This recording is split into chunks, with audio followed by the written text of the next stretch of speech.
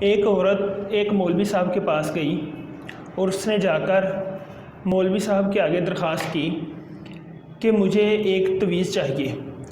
اس مولوی نے بڑی حیرانگی سے پوچھا کہ آپ کو کس طرح کا تویز چاہیے، کس چیز کے لیے آپ کو تویز چاہیے؟ اس نے کہا کہ مولوی صاحب مجھے اس طرح کا تویز دیں کہ میرے بچے رات کو بھوک سے روئیں نہ۔ مولوی صاحب نے فوراً ایک تویز لکھا اور اس عورت کو دے دیا اور اسے کہا کہ اسے کسی پرانے صندوق کے اندر رکھ دینا۔ وہ عورت مولوی صاحب سے وہ تویز لے کر گھر واپس آئی اور گھر واپس آ کر اس نے کیا کیا کہ وہ جو تویز تھا وہ اس نے ایک پرانا جو صندوق تھا اس میں رکھ دیا۔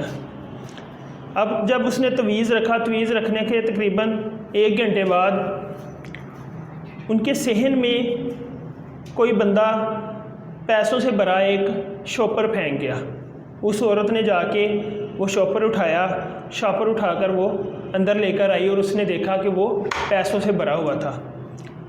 تو وہ بہت خوش ہوئے، اللہ تعالیٰ کا شکر ادا کیا اور ان پیسوں سے انہوں نے کیا کیا کہ اپنے بچوں کے لیے کھانا لے کے آئے، کھانا کھایا، اور اگلے دن وہ جو پیسے تھے اسی پیسے سے اس کے شوہر نے ایک نیا کاروبار شروع کر دیا، اور کاروبار شروع کرنے کے بعد ان کے گھر میں کہنے کے پیسے آنا سٹارٹ ہو گئے اور اللہ کی رحمت ہوئی، ان کو بہت زیادہ اس کاروبار میں منافع ہوا۔ دنوں میں کہہ لیں کہ وہ کافی پیسے والے بن گئے۔ اب وہ عورت جو تھی وہ بڑی حیران تھی کہ مولوی صاحب نے ایسا کون سا مجھے تویز دیا ہے کہ جس کی وجہ سے میرے گھر میں اتنے زیادہ پیسے پہنچ آئے ہیں۔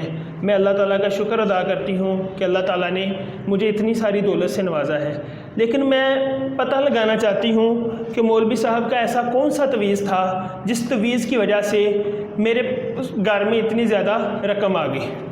اس نے کیا کیا، اس عورت نے اپنا وہی پرانا جو صندوق تھا وہ صندوق کھولا۔ صندوق کھول کر پہلے تو اس نے کہا کہ اگر میں یہ نہ ہو جیسا ہمارا نظریہ ہوتا ہے کہ میں یہ تویز کھولوں، جو اس کے اوپر لکھا ہے وہ کہیں غائب نہ ہو جائے، ہمارے گھر میں پھر جو ہے وہ بے برکتی آ جائے، لیکن پھر اس نے کہا کہ جو رقم دینے والی یا کوئی عزت دینے والی، پیسہ دینے والی تو اللہ تعالیٰ کی ذات ہے۔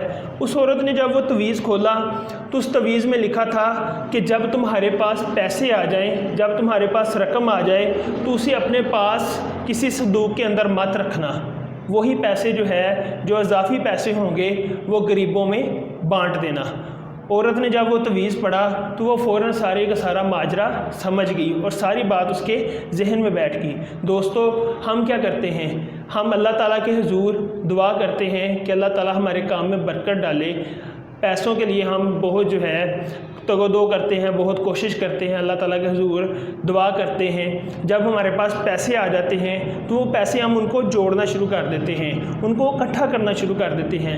اگر وہی جو آپ کے پاس اضافی پیسے آئے ہیں، اللہ تعالیٰ کے اللہ تعالیٰ نے آپ کے کاروبار میں برکت ڈال دی ہے، برکت کی وجہ سے آپ کے کام میں اور زیادہ اضافہ ہو رہا ہے، تو وہی پیسے اگر آپ غریبوں میں بانٹیں گے تو اس کے بدلے میں آپ کو اور زیادہ پیسے ملیں گے، اور زیادہ برکت آپ کے کاروبار میں آئے گی۔ لیکن ہمارے پاس کیا ہے؟ ہمارا ایک ٹرینڈ ہے کہ ہم وہی پیسے ہم کہتے ہیں کہ ہم سیو کر لیتے ہیں، سیو کرنے کے بعد وہ نیکسٹ ہماری جو آنے والی نسلیں، ہمارے جو نیکسٹ ہماری جو بچے ہیں ان کے کام آئے گے، اور ان پیسوں کو ہم جوڑنا شروع کر دیتے ہیں۔ جب ہم پیسوں کو جوڑتے ہیں، جوڑ کے کہہ لیں کہ ہم پراپرٹیز بناتے ہیں، سارا کچھ کرتے ہیں، لیکن اس میں کیا ہوتا ہے جی؟ بے برکتی رہتی ہے۔ اگر ہم اپنے رزق میں، اپنے کاروبار میں، پیسے میں، ہر چیز میں برکت چاہتے ہیں تو ہمیں کیا چاہیے کہ ہم اپنے ارد گرد غریبوں کو تلاش کریں، اور ان غریبوں کا ہمارے ذہن میں یہی ہونا چاہیے کہ ہمارے پڑوس میں، ہمارے علاقے میں کوئی جو غریب آدمی ہے وہ بھوکا نہ سوئے۔ اگر ہم یہ سوچ، یہ ویژن لے کر آگے چلیں گے تو انشاءاللہ ہم مزید ترقی کریں گے۔